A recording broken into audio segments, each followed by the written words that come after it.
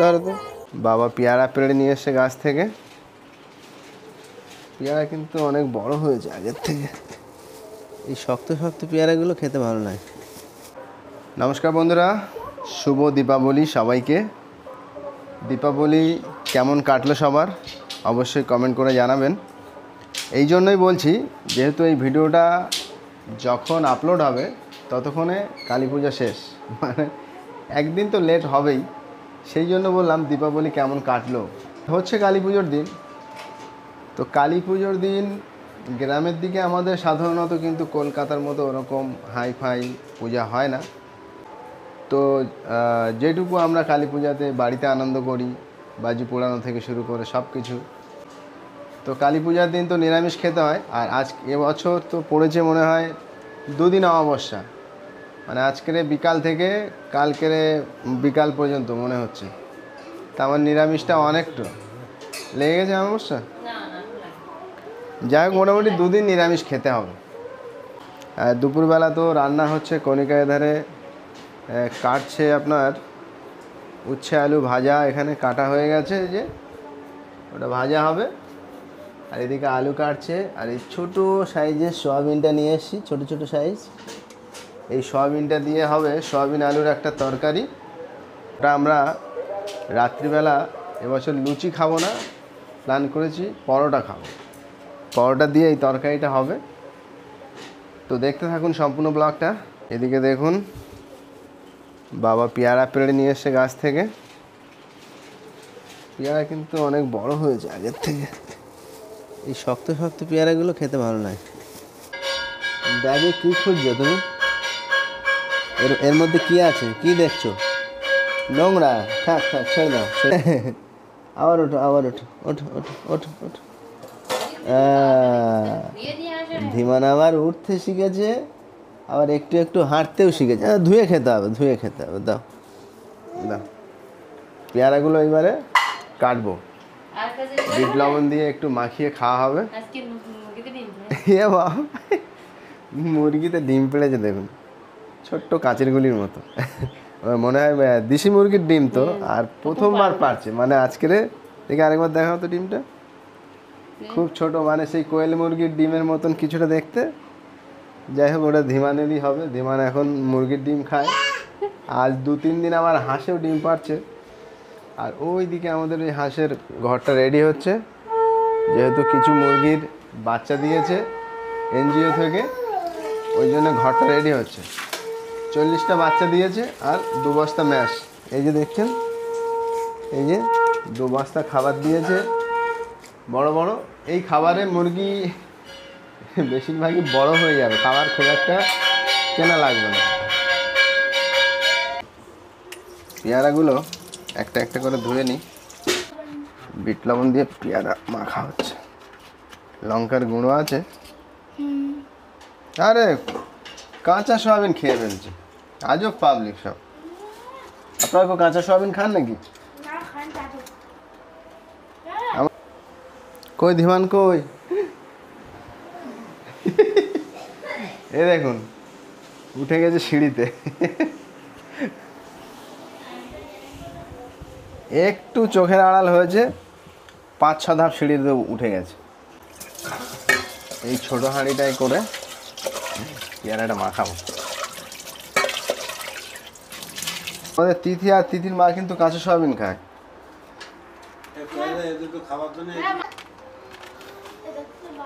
পেয়ারা সব কাটা হয়ে গেছে। এবারে বিট লবণটা দিয়ে দিই। একটা শুকনো লঙ্কা একটু ছোট করে কুচি কুচি করে দিচ্ছি, একটু ঝাল ঝাল লাগবে, ভালো লাগবে।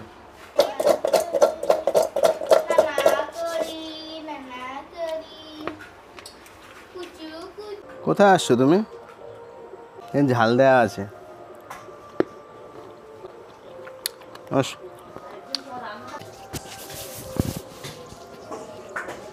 মাইক খুলে ফেলছে, ডাক্তার লোক তো।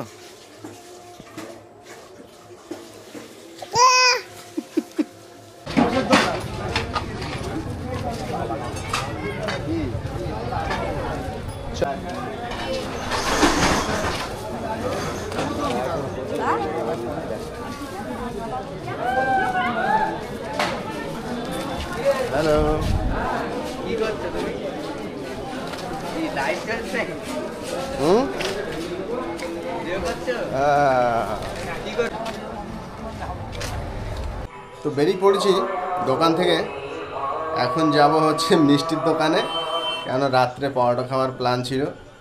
আর পরোটা আমাদের থেকে এরা দোকানে ভালো বানাতে পারে, সেই জন্য আর বাড়িতে রিস্ক নিইনি।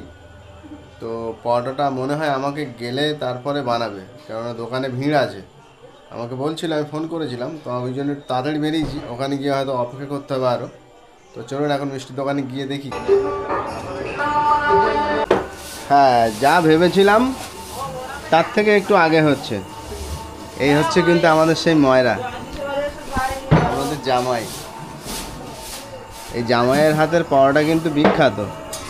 আমরা রাজুদার পরোটা খেয়েছি, কিন্তু জামাইয়ের পরোটা যারা খায়নি তারা কিন্তু মিস করবেন।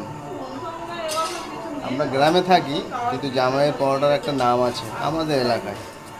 কোনো সময় আমাদের এই সন্দেশখালিতে আসলে অবশ্যই জামাইয়ের পরোটা খেয়ে যাবে, নিমন্ত্রণ থাকলো আপনাদের।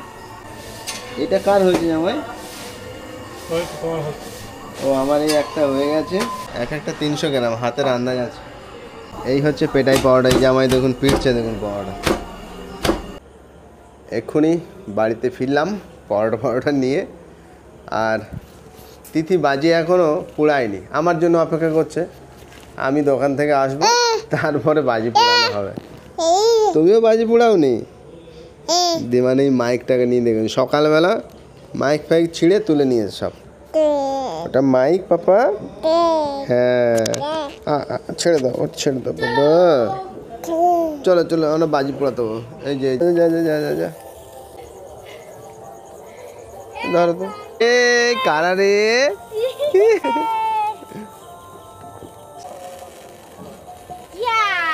Happy Diwali, happy Diwali.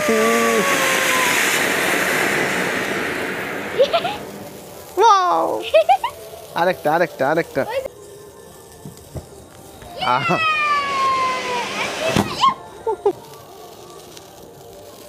দূরে রাখো একটু। ধরো ধরো ধরো ধরো ধরো ধরো ধরো ধরো, এইদিকে এইদিকে। ধরুন এই তো এই তো, দুটো একসঙ্গে ধরিয়ে দেবে।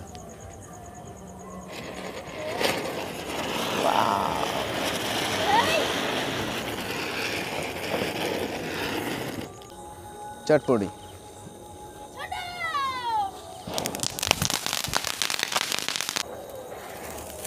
এবারে 4টে চরকি বাজে একসঙ্গে।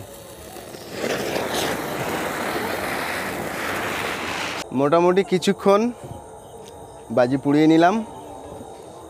এবারে একটু রেস্ট। টানোর পরে এসছে শশাঙ্ক। আমরা সব বাজি পুড়িয়ে ফেলেছি। কোথায় ছিলি তুই?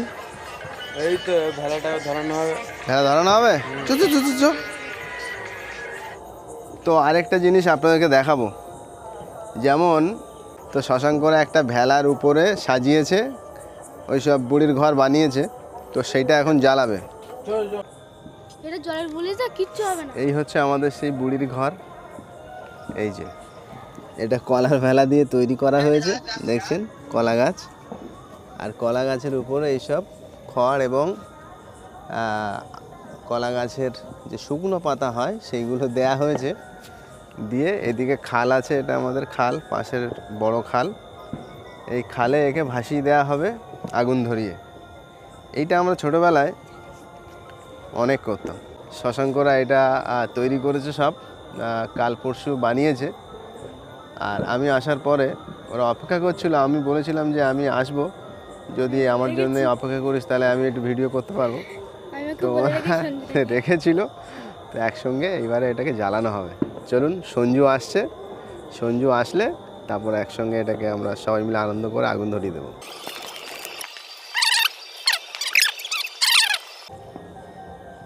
আগুন দেয়া হয়ে গেছে আমাদের বুড়ির ঘর।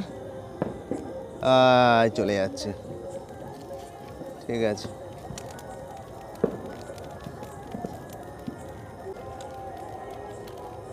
আমাদের বুড়ির ঘর আগুন দেয়া হয়ে গেছে। দেখুন জ্বলছে, দেখুন।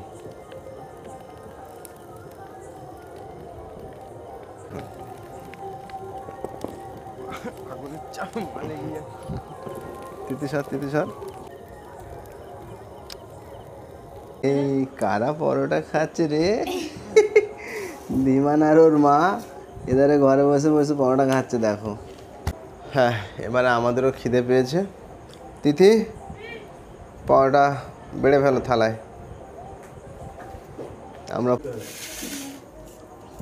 দুপুরবেলা রান্না করা ছিল আলু আর ছোট ছোট সয়াবিন দিয়ে তরকারি, আর গরম গরম পরোটা নিয়ে এসেছি বাজার থেকে।